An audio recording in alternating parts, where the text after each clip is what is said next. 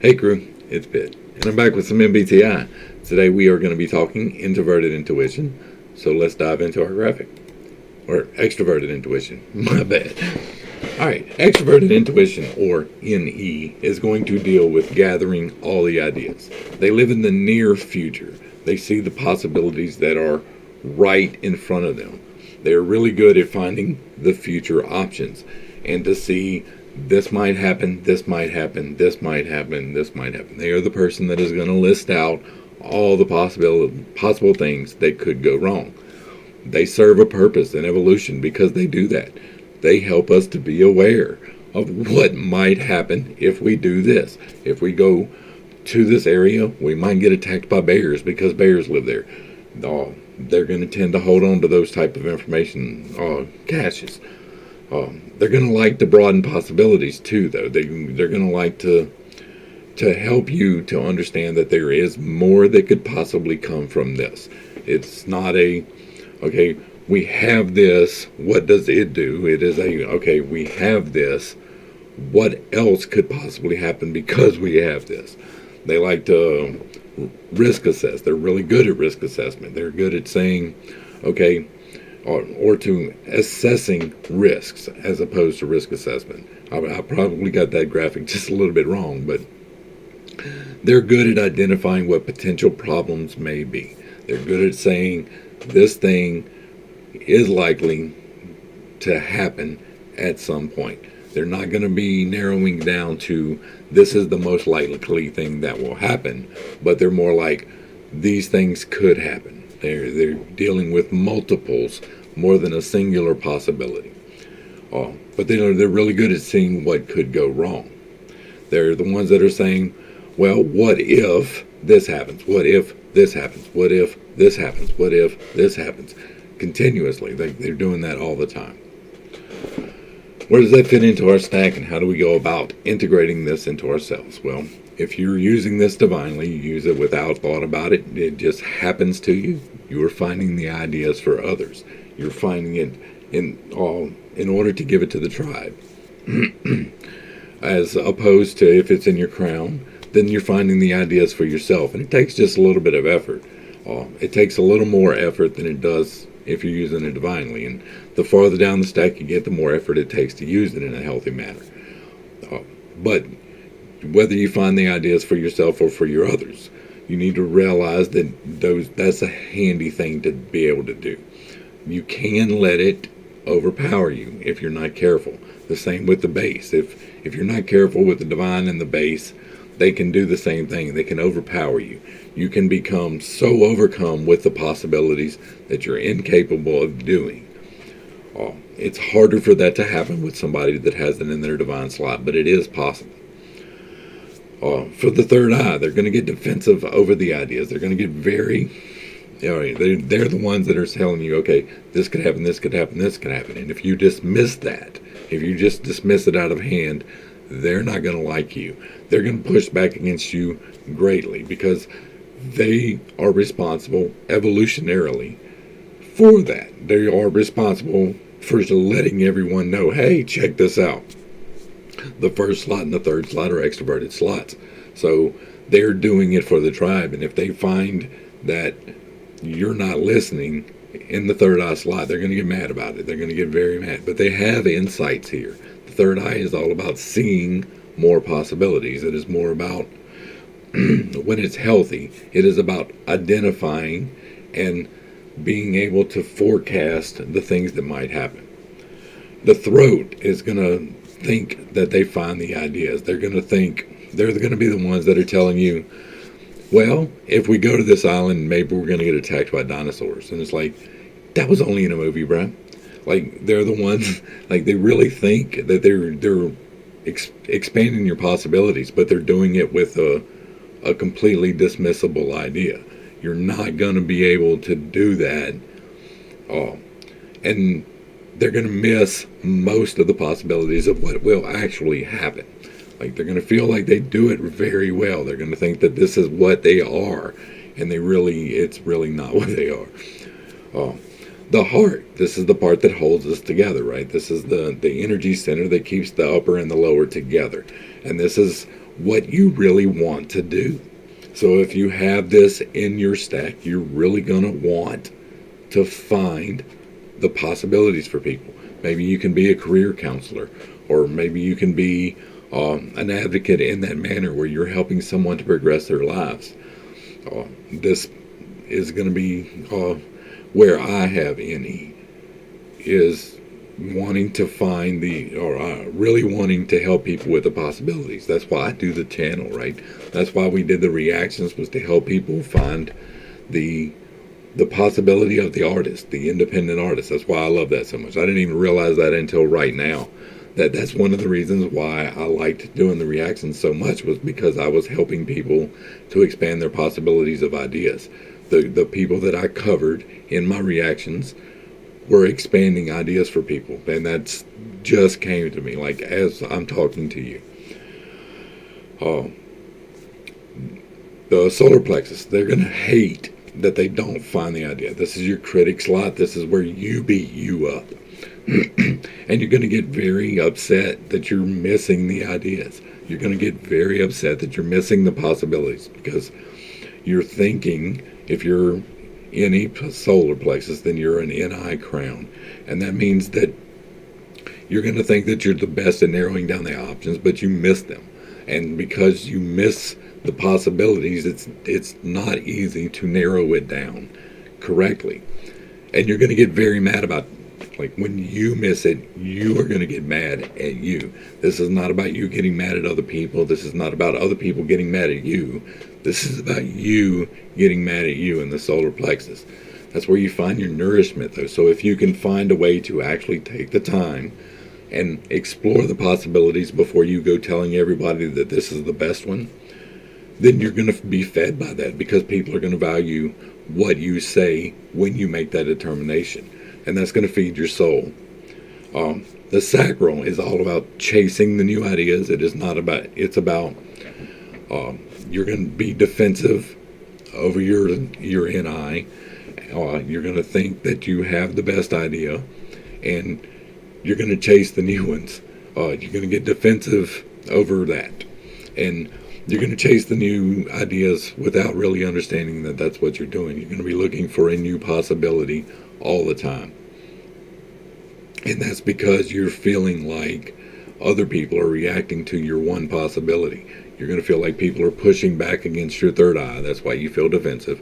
And so you are going to be constantly trying to feel the need of getting the right possibilities in there.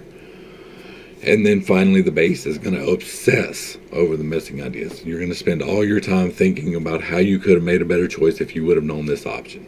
And then you're going to kick yourself in the ass behind it, and you're going to get depressed behind it. That's where you're going to feed your depression and your anxiety is with missing the bigger ideas, not organizing them, not picking the right one, but that you're missing the options of the other ideas.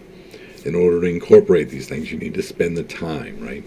In your base right here, you're going to need to spend time. You're going to need to identify. That is the start of all the things. Identify in your own life what the ideas that you have already decided on are, and how you can expand what else is possible despite what you already think you know. With the sacral, you're going to need to slow down. You're going to need to look at the ideas and see if they're actually worth chasing. Because if you chase the right ones, and you actually do find the right possibilities to communicate to the tribe, then you're going to be accepted, and you're not going to have to chase it. It's close to the same with the solar plexus, but it's more dealing with you than it is with the tribe. And you're going to have to accept that sometimes you're going to miss the opportunities. Like, you're going to miss the idea sometimes. It doesn't matter who you are and what it is and where it is in your stack. Sometimes you're going to mess up, and that's okay. It's okay to mess up. It's a learning process. Try not to mess up where it's a scale that is irreversible, but everybody messes up. You're going to mess up, and part of your messing up is going to be that you do not see the ideas. Take the time to identify them. This is for you. It's not really for everybody else. It is more for you. And then your heart, identify how you can help other people find possibilities, because that is what you long to do. You want to give them the correct possibility for them. But in order to do that, you have to see all the possibilities. So take your time. Identify. That is the best way to work through and integrate all of these things, is to take your time and identify how this particularly affects you in your stack. Can you help people to achieve their possibilities? With the throat, you're going to want to communicate it. You're going to want to talk about the ideas. You're going to want to find somebody that you are comfortable enough with that you're not going to receive a lot of pushback for exploring the ideas. Because what probably happened to you is that you have given these ideas and they have been wrong so many times that you are scared now to express those ideas. You are scared now, because you have been wrong, that you are going to be rejected from the tribe because you were wrong. And the tribe is willing to work with you most times. Like most times, as long as you're not being a complete belligerent ass about it, they will work with you if you're getting the wrong things. But you have to talk to somebody so that you can identify when you are actually getting the wrong things. The third eye is you're going to have to learn to be less defensive over the ideas. You're going to have to understand that not everybody wants to see all the options all the time. Sometimes it is okay to not know what's coming in the future. Believe that or not. Sometimes it is okay that unpredictable things can happen. Sometimes it is okay that things outside of the scope of you problem solving happen. And that's going to hurt. You're going to get mad about it, but you need to learn to not be defensive about it. You need to learn that other people can also identify possibilities, because that's where you're going to be pushing back too, is somebody else coming at you with a possibility that you haven't considered. And because you haven't considered it, you're like, no, impossible. For the crown, the crown and the divine are a lot easier, because by the time you're here, you have already worked on the rest of your stack, right? And so for the crown, you're going to need to understand that you are finding the possibilities for yourself. And that because you're finding them for yourself, then you can bring them down here, and then you can try to sort them. That is part of you getting better, right? And the most you can do for the divine and the crown really is to just accept that it does happen, and that it is what you were supposed to be doing, and to strengthen that by working on the rest of your base. You don't really have to put in an enormous amount of effort at the top of your stack.